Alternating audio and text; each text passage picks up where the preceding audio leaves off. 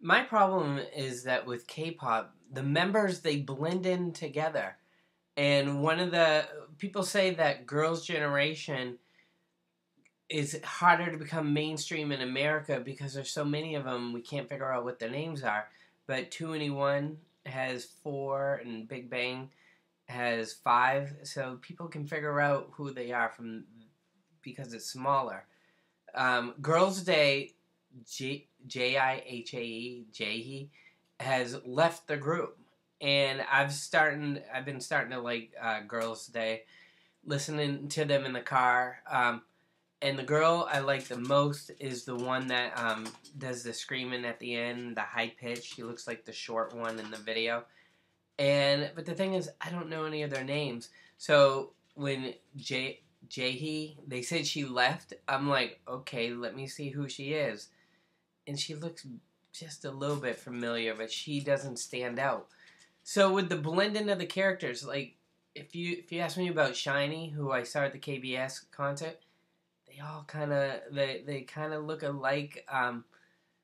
And it's, and then I make a video and I try to learn a little bit about who they are, but I quickly forget. And maybe it's because they got Korean names, and if they were American names, it'd be easier to understand. So it's just is I think for groups to come to America, we need to know a little bit more about who's who for them to succeed. And the other thing about America is, are there going to be K-pop stars who just stay in America all the time? I mean, you got Psy, who right now is in Australia, coming back to America. He's got a visa, entertainment visa, so he can come back and be in America like all the time as long as he's entertaining at a high level. But, when I sit and I watch the Twitter all day long, I'm hearing about the Wonder Girls.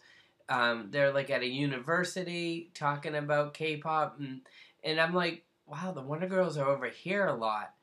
And it makes me sit there and just say, is there going to be a K-pop group that becomes famous in Korea, does a year, and then they'll spend 40 to 45 weeks in America and then just go back a little bit to Korea. So in other words, we steal their entertainers. Yes, Psy is all over the world. He's everywhere. He's an entertainer. But, when I see 4 Minute, who I've seen in concert, and then I saw that they were at KCON, and I see 2NE1, who's going to be next month in November out in LA. When I just see all these groups continually coming to America, I'm like, are we just going to consume them? Because I heard somewhere America's 60% of all the music, people buying music and stuff. So the money, there's more money over here. So are we just going to consume them and actually steal their stars? And then they just fly back to be on Music Core, like Mnet, like those shows. But we have them most of the time. Like right now in America, we're waiting for Psy. So I think it's interesting. And then you got Chad Future, who is a K-pop. So he's an American doing K-pop. So a K-pop is a new thing. Instead of just K-pop, a K-pop. But I like Chad Future. I think he's got a future in K-pop.